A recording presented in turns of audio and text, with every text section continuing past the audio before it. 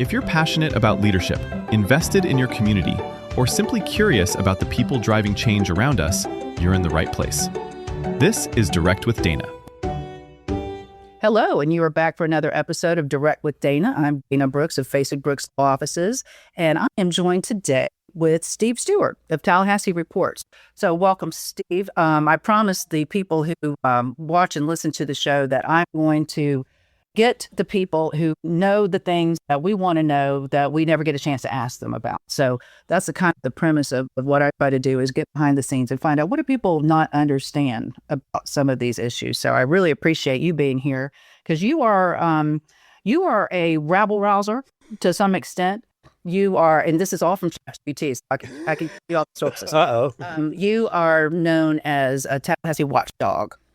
So I want to first of all introduce you. You put out Tallahassee Reports. Tell us what your background is in terms of your education, training, experience, how you got to Tallahassee, and why Tallahassee Reports. Great. Well, thanks for having me, Dana. I think, I love the premises, first of all, trying to dig into things, because these days there's very few things that are black and white. There's a lot of gray areas, so you want to get to that. I moved to, it's a story that I think a lot of people have, is I moved to Tallahassee back in 1989 to go to school, get a master's degree. Mm-hmm. I was an intern at the Florida legislature, and I was only going to stay for a year, but I enjoyed the climate. I enjoyed the buzz of the city with the Capitol. Mm-hmm. And so got the master's degree and stayed here.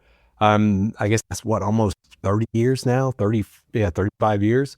Was an entrepreneur, started a couple of small businesses, worked for state government, and then got married, had kids. That's when I started really sensing the investment in the community and wanted to be involved. Obviously, I have 4 kids that went 12 years through public school, so I was very invested in that. But so having a small business in the turn of the century in the 2000s, I decided to run for a local office and ran for mayor in 2010. It was a great experience. We ended up losing by just a little bit, maybe 1,000 votes to a 2-term incumbent. But I sort of caught the bug on local government, seeing that's where sort of the rubber meets the road. That's, you can, when you're out at lunch, you see the politicians, you can get things done. And so I decided to just sort of stay involved. And, in 2009, a preference to the running for office, I started a blog and called it Tallahassee Reports. And that is, again, that's 16 years ago. It's matured into a community newspaper. I think before the FBI trials, we were a watchdog. That was sort of what the blog was sort of, that was the mission, because we felt there was some corruption in town. Turns out we were correct. We started doing a print edition about 2014, 2015. And we started covering more things than just local government. We were covering the local economy. I'm an engineer by training. I've got a master's in public policy. And then we started looking at other things that weren't being covered, and the print newspaper sort of caught on. People say print's dead, but it stays around. It doesn't, these days, the feed is getting faster and faster. We see that some people like the print newspaper, and it comes out on a week, we do 2 a month now, but it's gotten to be more of a community newspaper. And I think it's sort of our watchdog role as a blog sort of paralleled the change in the media environment nationally and here. And so I think now you see in other cities a lot of alternative newspapers, nonprofit newspapers. And so because of the media landscape, it's a lot of different changes financially, politically. And so now we're sort of settling in, have been growing. And so it's, it's something I enjoy doing. And I think it's something that I always like to find things that no one else is reporting. It is sort of obviously a scoop. Yeah. And so, but it's not all scoops. Some of it's just, we've just started focusing on high school sport, unfortunately, has really taken a hit because of the way the media landscape is. And we've sort of noticed that. So we're trying to focus more on, acknowledging high school sports and what these kids do through training and academics and stuff. So things like that. So I would say we've come from a watchdog blog to a legitimate, credible community newspaper. And that's been an exciting journey. Well, and I'm to tell you where I'm coming from on that, because you can be a thorn in the side of some people. And that's what a watchdog. Right. No, I agree. There's a watchdog element to it. Yes. There is. And then, of course, anytime you make someone comfortable, you draw their ire, you draw their criticisms. And some that have been levied against you are, he ran for office, didn't win, so this is sour grapes. Mm-hmm. He just wants a big microphone to poo all over all the people who represent the things that he was, politicking against. It's a way for you to get your voice out without being elected.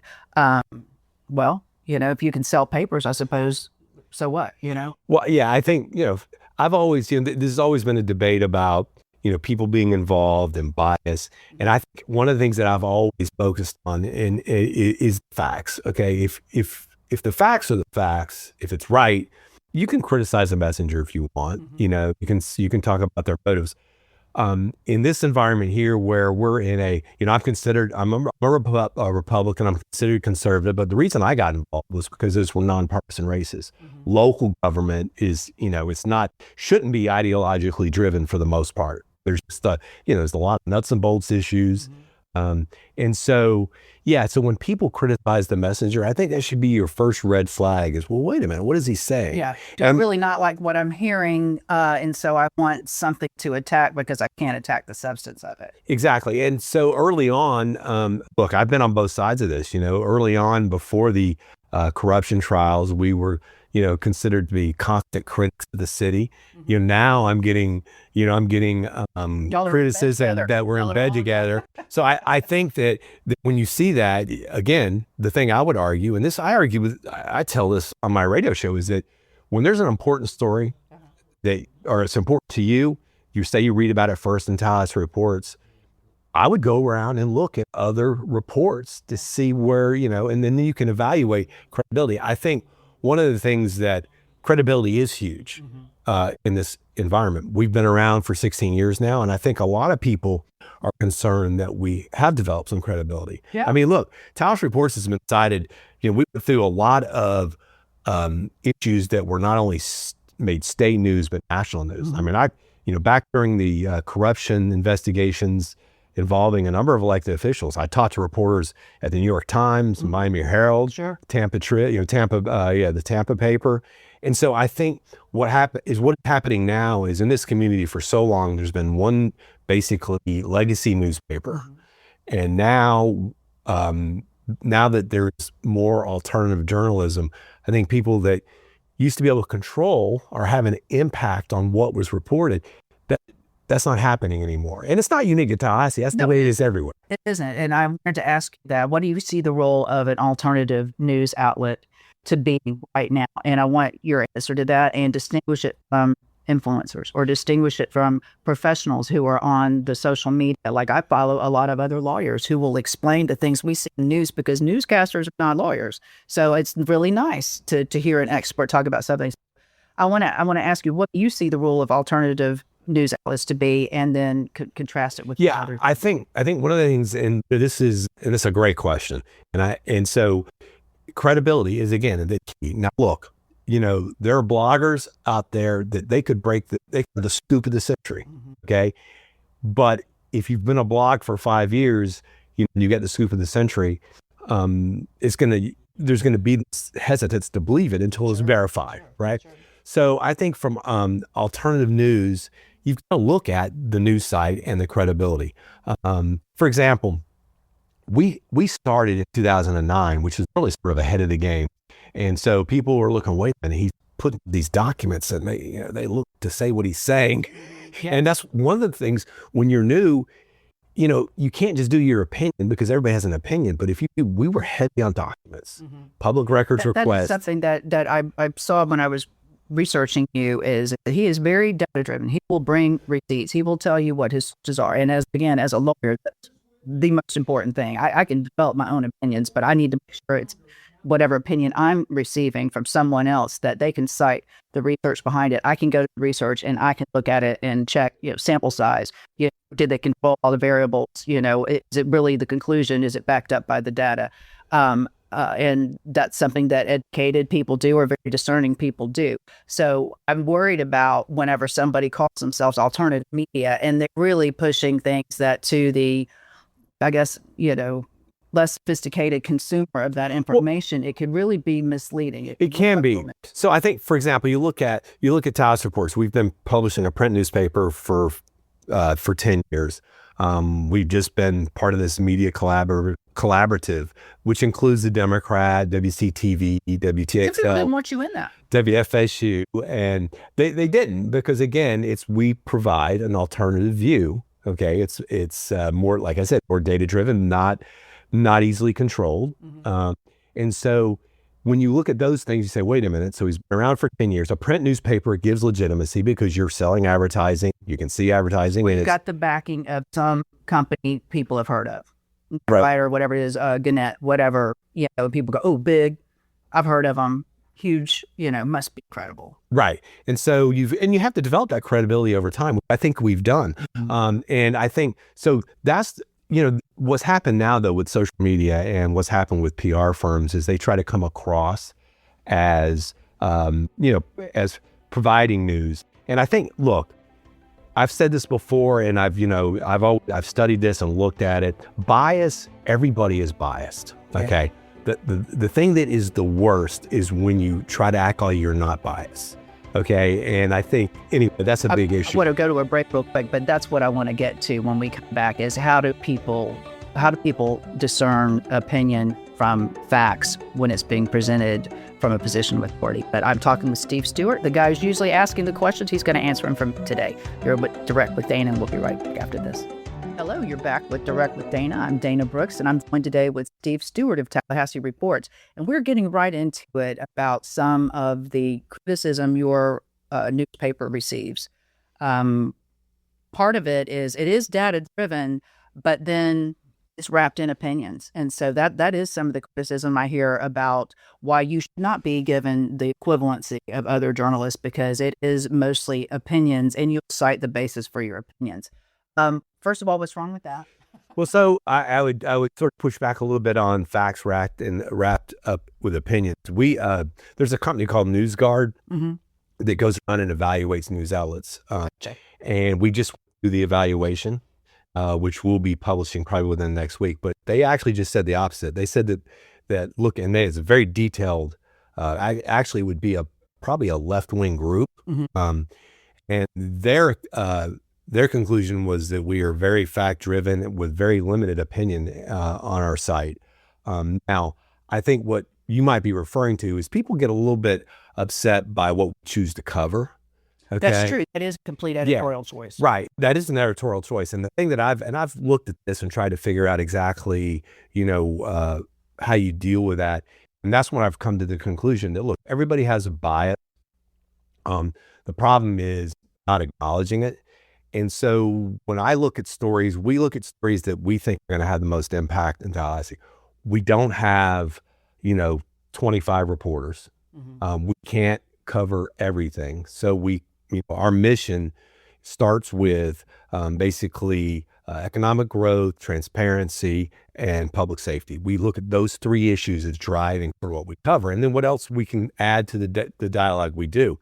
The bias, look, we live in a community. I'm considered a conservative newspaper. I would give you the last 6 editions of my newspaper, and I would challenge you to go through that, and then I can pick out articles that you view as conservative.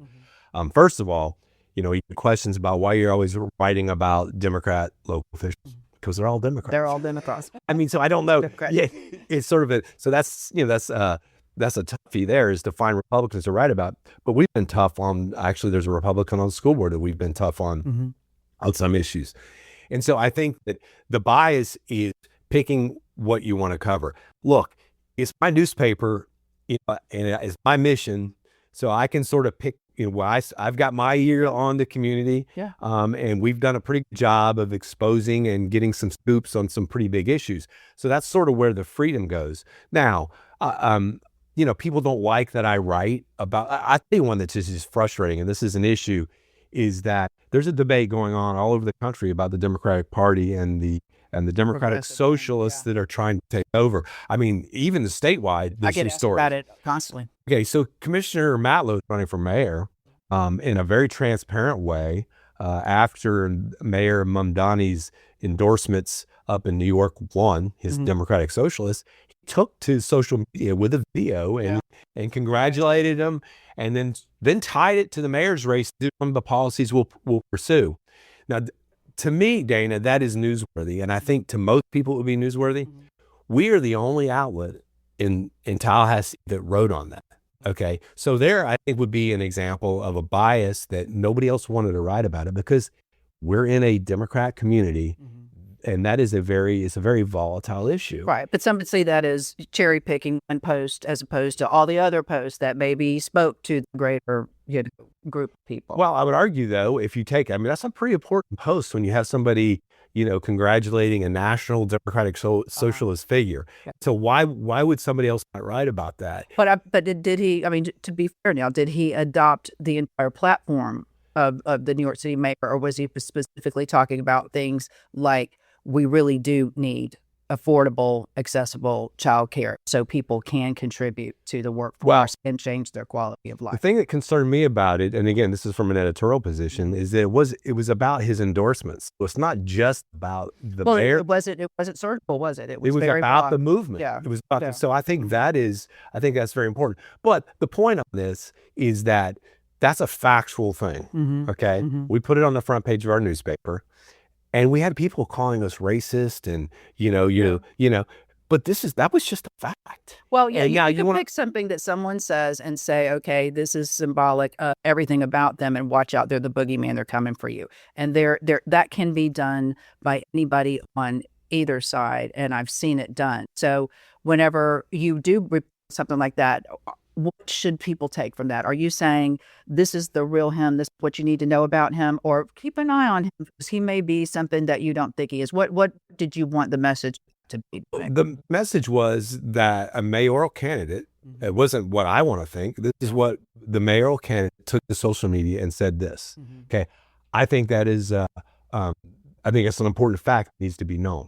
Nothing beyond that. I mean, I was even criticized. I even got called and said, you're helping Commissioner Matlow out because this is going to just, embolden his forces, And I'm like, wait a minute, this is newsworthy. And if you look around the country, all these kind of stories are being published everywhere. And Sure. I think it's ironic that we're the only outlet to cover that. And so anyway, I think, again, the bias, like you said, is what you choose to cover. But if someone looks at that, they can't say the story's wrong. They could say, well, Steve Stewart is wanting to highlight this. Well, they wouldn't be wrong on that. Yeah. Okay. And then they can put the proper weight on it. But it's capitalism. You are in a private business putting out a newspaper. You, I assume, survive off your advertising revenue. And if people don't advertise with you, you fail in a capitalist society. So if people buy your paper and they support your reporting, looks to me like that demonstrates an appetite for it, and a desire to receive what you are reporting on that is being missed. Because to me, whenever you're publishing anything, I don't care if it's you're writing a book, I don't care if you're doing a podcast or whatever, what are you contributing that's not being covered? Because if it's been done, shut your mouth. No, and see, that's exactly, you talk about the media collaborative, that's the exact argument that the group made, was that, look, he has a readership. Yeah. We're trying to promote local news, and this is another legitimate news outlet that has developed a readership over the last 15 years, and it's time that it's recognized. Yeah. And so, look, I think that is you want to serve all the community, and if they don't like what they're reading, they don't like the facts, they can, they obviously have other options. They've got more options now than they have ever had. So I'm going to ask you the same question I asked to Skip Foster, who, as most people know, has a newspaper background. What is a journalist in 2026? Yeah, again, I think it goes back to, you've got to look, it's about credibility, right? We have fought for credibility because, like you said, we were this watchdog. One of the first stories that we broke, and this was before anybody really knew who we were, before the Tallahassee Democrat knew who we were, was the deferred compensation that the city commissioners had passed without anybody knowing about. Dr. Irwin Jackson sent me some information. We followed up on it, wrote a story about it. The Democrat actually wrote a story and gave us credit early on, and that was that item was repealed, became a flashpoint. That's when I realized the power of, solid journalism. Mm-hmm. You expose something that was done behind the scenes and it gets changed. And now your question is, what is journalism? It is, you have to develop a history. You got to develop credibility. Like I said, we've been cited in papers across the country. We're part of this media collab now. And that's what people have to stop and look at. Okay. It doesn't mean that a blogger's not going to throw out facts, but you need to go, when you're looking at getting your news, you have to understand where the bias comes from. And everybody has a bias. And for me, it's best if people get their news from more than one outlet. I think this is the problem that we're running into right now. And you're talking about capitalism, right? And you know how this works. You've got to have money. That's what the incentive is to make money. And I think a lot of these legacy newspapers now, they have figured out that we're going to make our money off of monthly subscribers and we're going to feed them what they want to hear. Clickbait. Yes. So to me, just observing it, and I've always been a large consumer of news. I've just been a nerdy kid my whole life. And I've watched this change. And it seems to me like I've seen a growing credibility with alternative sources for news. And I've seen a diminished credibility of legacy publications because of the overlap between where you're getting your money, how you're making your money. It's so much clearer now. The newsroom is not completely set off from the advertising sales department anymore. It's overlapping. There's overreaching. And so I think it's leveled the playing field in terms of where consumers get their media. But I think they're in worse shape than they've ever been with making their own choices about what to believe. They have more choices, and I think they're less prepared to make the right choices in what they believe. Yeah, and you make a very good point there. One of the things I always talk about guardrails, and there's been a big expansion of nonprofit news outlets across the country, and that's what we started a nonprofit in 2015. And one of the reasons we did that is because that was a very troubling time for us because we were pursuing the corruption angle, and advertisers, you're really pushing up against the powerful elected officials. We had advertisers that were threatened. That's going to happen. How do you deal with that? Well, what we did is we started a nonprofit so that we could get donations. Okay. That you didn't have to reveal the name of the donors if it was certain level money. And so that helped. And so now, that's your publication flow whenever you're advertising. Right. And so then the corruption trials, well, wait a minute, Steve Stewart was right, with along some other people. And so that builds credibility. But the point on this, and this is why I think this is a huge difference between a legacy newspaper and a nonprofit locally owned outlet. Okay. When we take donations or we have advertisers, those are our guardrails. Okay. The point of this is that we have to be very careful we want to be credible, because if you write something that's not credible, if I write a story that then advertisers, they don't want to be associated with. So when I decide to write something that I know that's going to be controversial, but is factually correct, I got to make sure I have the facts. Yeah. Okay. And even then, even when you write something that's controversial and it's factually correct, you can get some blowback from your advertisers. You've got to decide, okay, look, if it's controversial and it's my opinion, is it really worth writing about? Is it controversial and it's factually correct? Depending on the impact it has in our community. And I've upset some people because of that. Sure. This last TMH, FSU back and forth, was brutal on those types, that type of issues. I'm going to stop you here because when we get back, I want to get into that and some of the media issues that are going around that are causing a lot of discussion. And I want to get to some of the things that are not being covered by the other media outlets so we can help people understand a little bit extra about it, that they're maybe in the dark about. So I'm talking to Steve Stewart today of Tallahassee Reports, and we will be right back after this. You're listening to Direct with Dana, straight talk for forward thinkers, presented by Fasig Brooks. And here's your host, Dana Brooks. Hello, you're back with Direct with Dana. I'm Dana Brooks of Fasig Brooks Law Offices, and I'm talking to Steve Stewart. I'm asking him the questions today. So we were talking before the break about advertising and how you can ruffle feathers with what you cover. You said you do have editorial control. It is your newspaper, but you also have to provide something of value to your news consumers, so they will support you and keep coming back to you. And I think what I'm hearing you say is that's determined by newsworthiness. And then also whether somebody else is covering is something that needs to be covered. So first of all, is that the lens that you look through when you decide what to publish? And then also, what should one infer when they see somebody is advertising with you? So, all great questions. And I love talking about this type of thing, because it's when you cover stories, and as I've said before, there's editorial bias. And I think the biggest bias is in what you choose to cover or not to cover.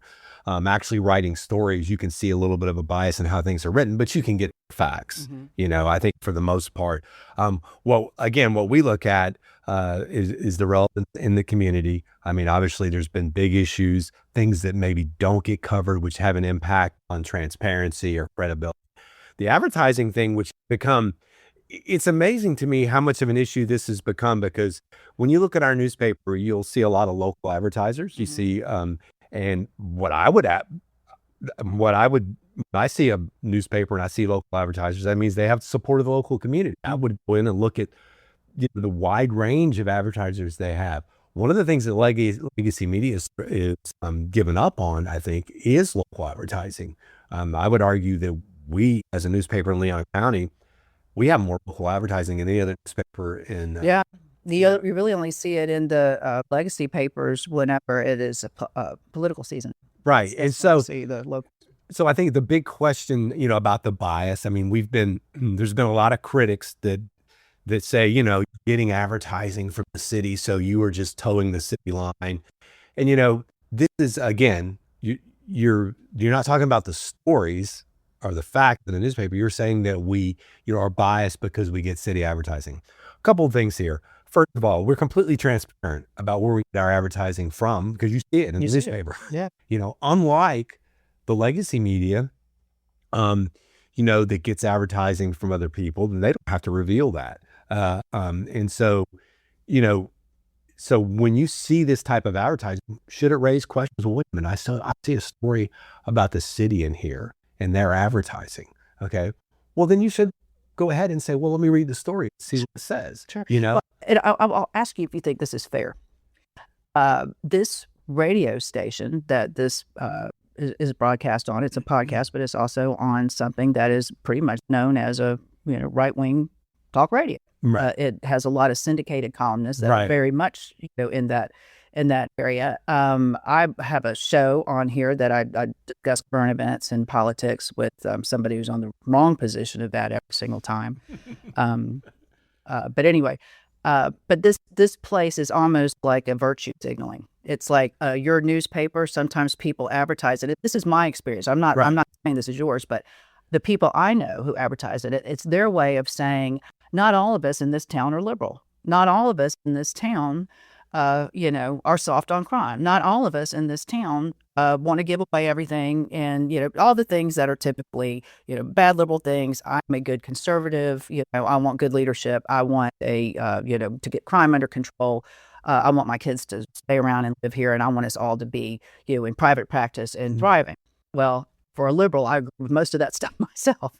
But it's funny because sometimes when you see advertisers on your newspapers or on this radio station, it's almost like they're saying, hey, this is the way to distinguish me from the others. I'm not going to support that liberal newspaper, that bullet wrapper or whatever they want to call it, that just puts out, this same old storyline, promotes the same people. This is too little of a town. I want to be seen as somebody who challenges that. And I don't think that is a bad thing. Again, I think people need to be heard. Yeah, they need to be heard. And I think that one of the things that has helped us is we are fact-based, we are document-based, that we've got a good record of reporting facts. And so I think in terms of just contrast that to outlandish headlines or right-wing, talking points, I think it makes conservatives here, who are a minority, more comfortable with advertising. Are they really a minority? What do you think about that? How minority is it? Because you see, I see this. I feel like, now I'm an aging liberal, Right. but I'm not old enough to be liberal enough, because it seems like people older than me, the pre-liberal generation, they're super liberal, Right. and these very, very young ones, they seem super liberal. So I think I'm a growing body of people in my age group who say, I understand social problems, I understand the need for things, and I'm not for unbridled greed. But there's more to these very deep issues than you think there are, and you need to listen to some people who have lived longer than you and know more than you know and have had different experiences than you have. It's just kind of, I just wonder now, even in this community, if you look at the voter registration numbers, if you look at all the data, I don't know how liberal this town really, really is. Well, It's the vocal liberals that you're hearing so much for. So I wonder if you are not, follow my train of thought on this, opening up a body of people who have been kind of quiet, who might have something to say.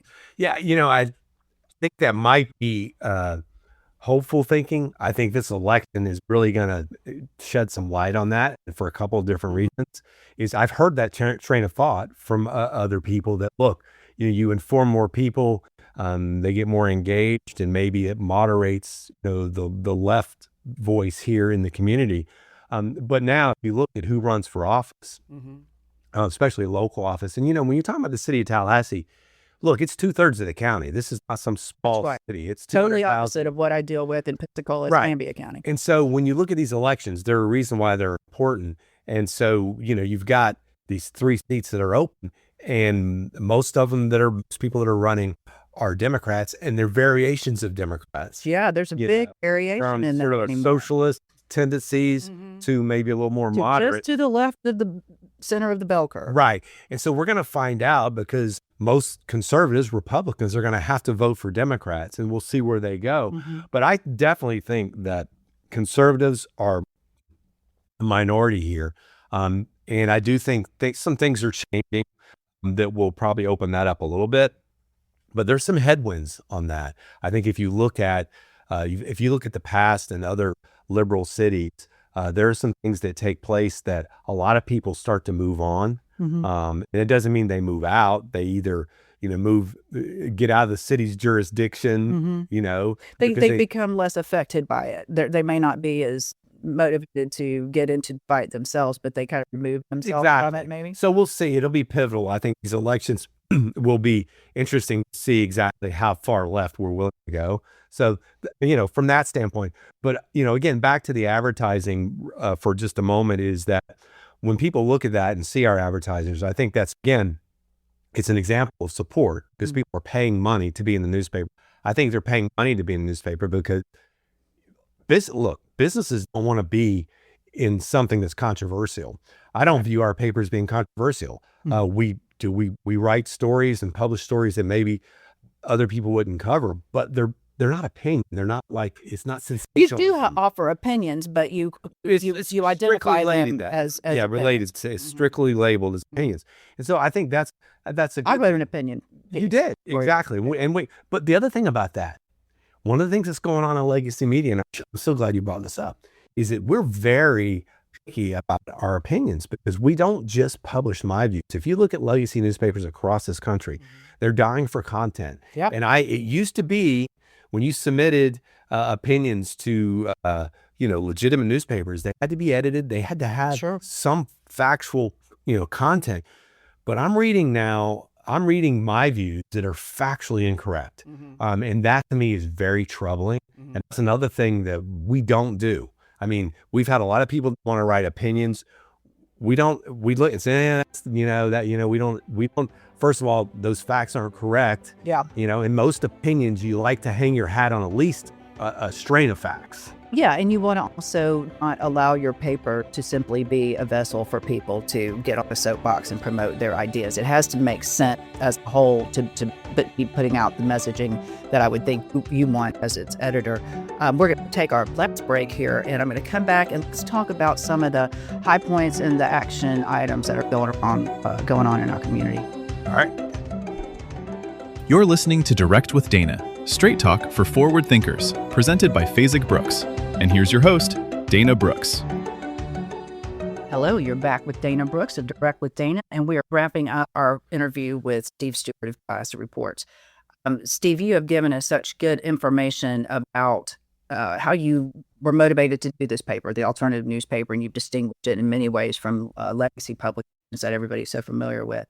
Tell me about some of the issues in putting out the paper that come up so much that you pay so much attention to. You can't cover every little thing. You're not covering the neighborhood things like some other papers are doing.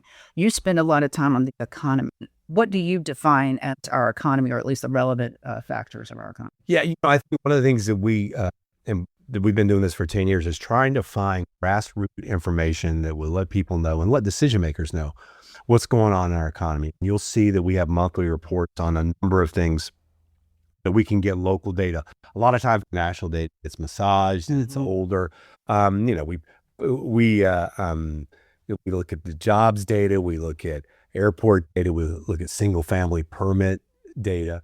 And, back to the point on, the advertising and the good news. I mean, for a little while there, the airport was just moving along and growing. And now we just reported last month that we've had the 15th month in a row where the amount of traffic has declined. So, I mean, we report the good and the bad. I think one of the things that troubles me and frustrates me is when complicated issues get boiled down to talking points for other motivations. And I think we've seen this with the local economy recently, with people sort of trying to make hay with, this economy that we have here is stagnant. We're not doing it. It's distressed, Yeah. And I think words like that really raise a red flag for me because there's so much you can look at. And so I think, and we've spent some time looking at this. And look, motivations is a huge thing about when you we're a newspaper. I've been here since 1989. I'm vested in the community. So a lot of things you can criticize me of being conservative or, me being too, maybe being too focused on certain topics. But my motivation is to get information that's factual out to people. Okay. That's my motivation. I think that when you start scratching or being critical of a local economy, which is a very broad topic, you need to be very careful. And look, we've seen that's the theme I'm hearing from politicians whenever they're debating. Or recently, that's a criticism they're lobbying or leveling against some of their people who run against them is you're criticizing our town, you're trashing our town. I don't see it that way so much. I see it as somebody's having to, again, what we're talking about, somebody's having to deliver some pretty sobering news. And as a business owner here, I watch nothing like I watch demographics in communities. And I've seen it. This place is not growing. It is stagnant and it is alarming. I would use the word alarming. Okay, so let's talk about this real quick. All right, so if you look at the economy, and we've had some numbers and cherry picking of numbers thrown out there. When you look at the economy, you got to look at the last couple of years. You don't want to look at monthly data and things of that nature. All right, and so the way I've started looking at this, and we're going to have reports coming out, is that you've got a job market, and then you have a consumer market. Okay, the job market in Tallahassee, it's going to be stable. It's stable. Our wages rank in the top 15 in the state. Our job market, when you look at unemployment, wage growth, job growth, we're a top 10 economy. Yeah, but it's not private sector. We're still relying on let me give you a stat which I think will blow up your mind. Okay. All right, since 2019, all right, we've added 16,000 jobs. Okay, since 2019. That goes through COVID. It goes back. Okay. Those 16,000 jobs, 15,000 of them are in the private sector. So doing what? Well, now that's, are they Uber drivers? We're seeing now. The first critique was we weren't adding private sector jobs. Okay. Well, you know what I mean when I say that. I mean things that people can sustain themselves off of. Right. I don't want people relying on government. I'm the liberal. You're the conservative. Why am I saying these words and you're arguing? Dana, our average wage for a job is created in Leon County. It's $65,000. Right. That's the average wage. All right. That ranks 13th in the state. Okay. That's a good wage. That's a good wage. Right. Now, the problem is we got people critiquing the economy. It doesn't make sense. I mean, we've got FSU, FAMU, we've got state government, we've got an Amazon facility. We're going to generate stable jobs. Could we have more private sector jobs? No doubt about it. But to say that, How? Well, How I do mean, you get them? That's a very You're important. saying could we in the theoretical. I'm asking can we and how? Well, let's go ahead and assume this, that what I'm saying, and you can verify this, is that we are creating jobs with good wages. Okay. Now, are we growing fast enough? You can debate that, but this economy is not distressed. Okay. The economy is not distressed. Now you start looking at the consumer side of this and you look at, all right, there's been criticism of recruiting businesses. Right. Dana, if you're in charge of recruiting businesses over the last 10 years, 15 years in Tallahassee, okay, first of all, you've got a corruption trial going on. I don't think anybody cares about that. I don't think people care about the problem. When they think about moving there, they think about, is there stuff I like to do and can I afford to do it? Wait a minute. We're talking about businesses. We're not talking about people moving here. We're talking about businesses. I'm thinking about people moving away. Right. Well, I'm talking about businesses. I said we got a corruption trial. Then we have a mayor who's going to run for governor. And then we saw how that all turned out, right? That was not great. And if I'm a business person and I think about coming there, I think, who the hell's running this town? No doubt about it. And now we've got this debate going on among the socialists and the progressives that are running. That ain't going to turn on private business. It's not. And so I think what we're focused on, when you see these critiques that people are bringing up about the economy, it's really not about our potential or what we can do. I think it's about the things that are holding us back, and they're not the businesses. It's the environment.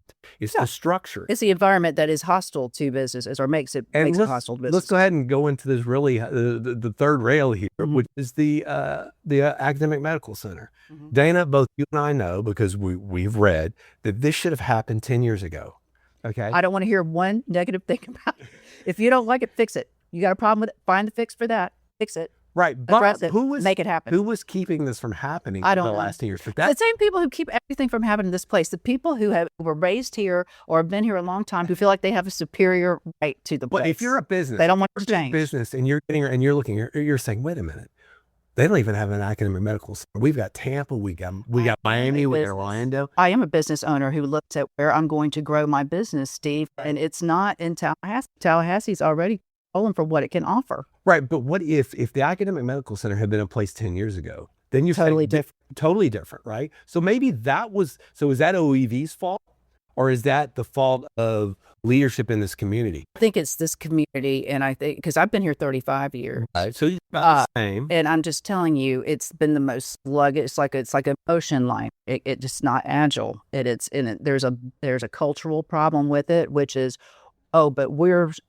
slow, or we're not like them, we're this or whatever. Well, you are a minority with a big mouth who's speaking for a lot of people who don't support what you're saying anymore. That's what I want to say to a lot of these soapbox people. Right. Well, so a couple of concerns here, okay? We hear people talk about, we should be like Greenville or Boulder or Austin. Right. Well, so there's a couple of things. One of the things we've noticed in the data is this. Again, people that are getting good jobs in Leon County are now deciding to move out of Leon County. They're living in Jefferson County or Wakulla. You look at the population growth. They're double-digit growth over the last 5 years. I know. That's all I hear about. So so the job market, they're choosing to work in Leon County because the jobs are Their here. money needs to go. If they're using the money they're making in Leon County and they're taking it to the outlying. Why are they moving? They're moving because they can't afford to live here and they don't feel safe here. That's what I hear.